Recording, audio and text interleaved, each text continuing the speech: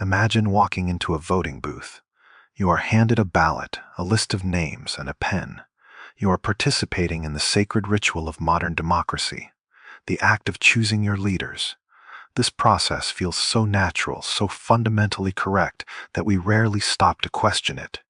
We see it as the only legitimate way to confer power. We elect our presidents, our senators, our mayors, our school board members. We believe that choice is the cornerstone of self-governance. Now imagine a different system. Instead of a ballot, you are given a token. You place it into a complex stone machine alongside hundreds of your fellow citizens. After a series of mechanical whirs and clicks, a white or black pebble emerges. Your name is either selected or it is not. You have just participated in the selection of your city's governing council, its magistrates and its jury members, not by choice, but by chance. This was not a primitive quirk of an unsophisticated people. This was the beating heart of the world's first democracy, in ancient Athens. The Athenians who gifted us the very word demokratia, meaning rule by the people, would be utterly mystified by our modern obsession with elections. In fact, they would likely argue that a system based entirely on elections, like that of the United States, is not a democracy at all. They would call it an aristocracy, or an oligarchy, a system designed to select the elite, the wealthy, and the powerful. To them, the truly democratic instrument was not the ballot, but the lottery. The use of random selection, or sortition, was their profound answer to a question that still haunts us today. How do you ensure that power truly rests with the people, not just with those who are most skilled at acquiring it? To understand this radical worldview, we must first dismantle our own assumptions. We see elections as a competition of merit. Candidates present their platforms, debate their ideas, and we, the people, choose the best person for the job. This is the ideal. The Athenians saw a different reality. They understood that elections are inherently a contest of advantages. The wealthy have more time to campaign and more resources to persuade. The well-spoken can charm a crowd, regardless of the substance of their ideas. The well-connected can call upon powerful friends to support their ascent. For the Athenians, an election was not a mechanism for finding the most competent, but a mechanism for entrenching the existing elite. The lottery, by contrast, was a great equalizer. A potter, a farmer, a poet, or a nobleman all had the exact same mathematical chance of being called to serve. This belief was enshrined in their political apparatus. The most important governing body, the Council of 500, which set the agenda for the citizen assembly, was chosen entirely by lot. Most public officials and magistrates were also chosen by lot for a one-year term. Crucially, they could not serve in the same office twice.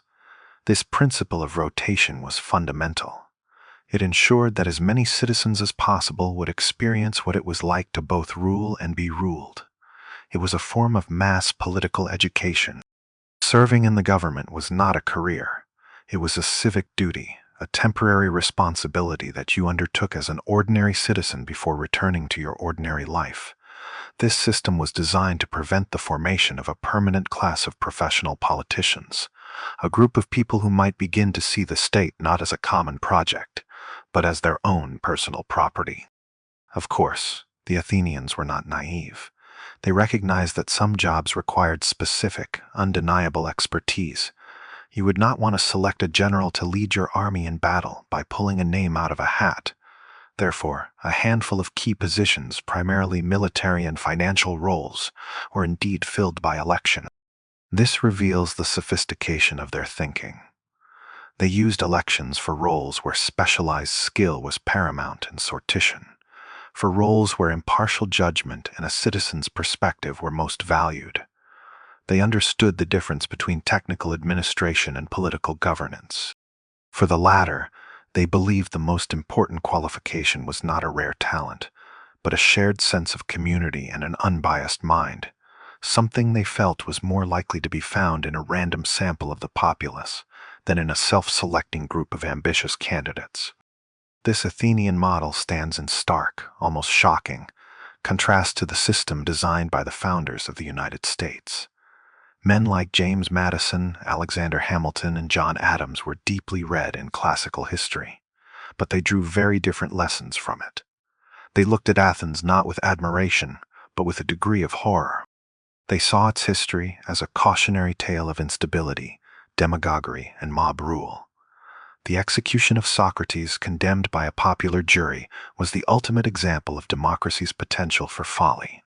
They explicitly designed the American system not to be a direct democracy, but a constitutional republic. The goal was not to implement the direct will of the people, but to filter it through a series of mediating institutions and elected representatives. In the Federalist Papers, Madison made this distinction clear.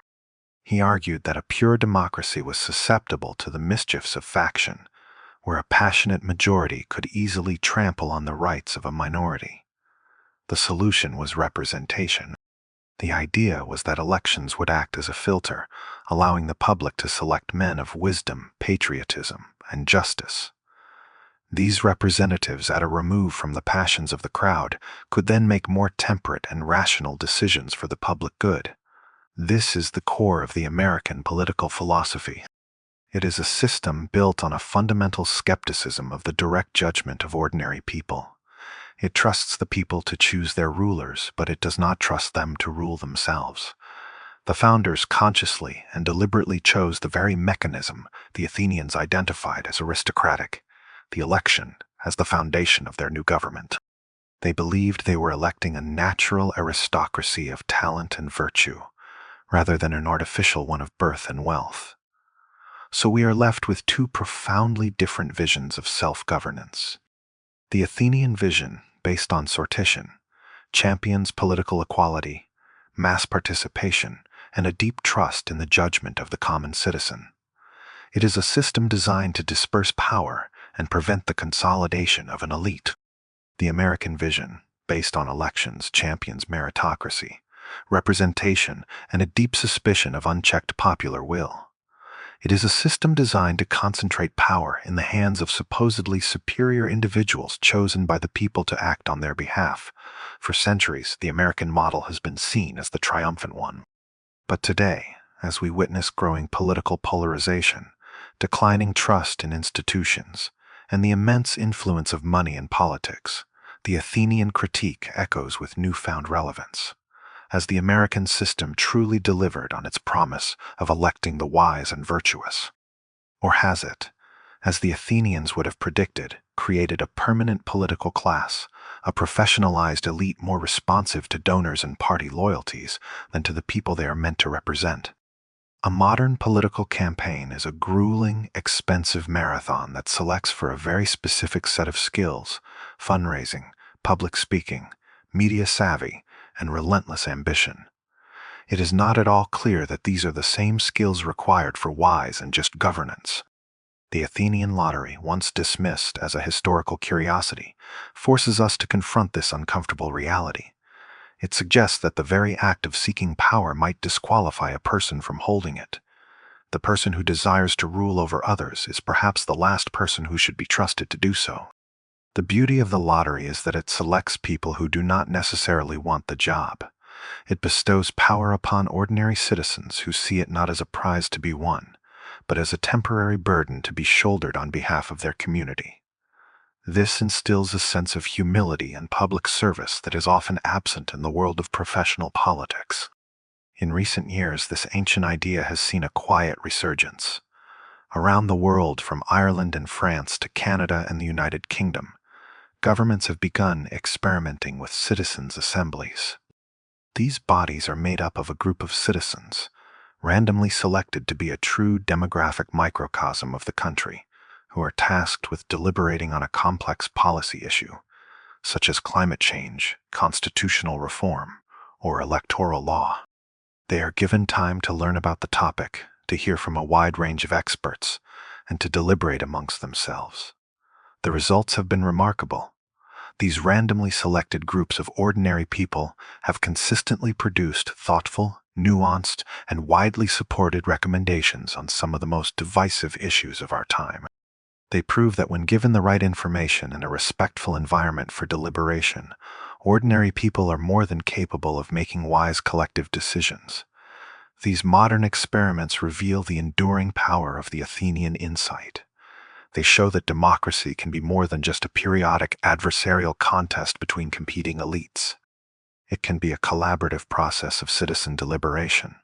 It suggests that the solution to many of our political ills might not be better leaders, but a better system, one that trusts its own people. So, would an ancient Athenian consider the United States a democracy? The answer is almost certainly no. They would see a system dominated by professional politicians, funded by wealthy interests, and based on a popularity contest they equated with aristocracy. They would ask us why we place so much faith in the few who crave power and so little faith in the collective wisdom of the many who do not. The question they pose across 2.5 millennia is not just about political mechanics. It is a question about what we truly believe. Do we believe that good governance is a rare skill possessed only by an elite few? Or do we believe, as the Athenians did, that the capacity to rule is a common faculty distributed throughout the populace, waiting only for the roll of the dice to be called into service? Our answer to that question will define the future of our own democratic experiment.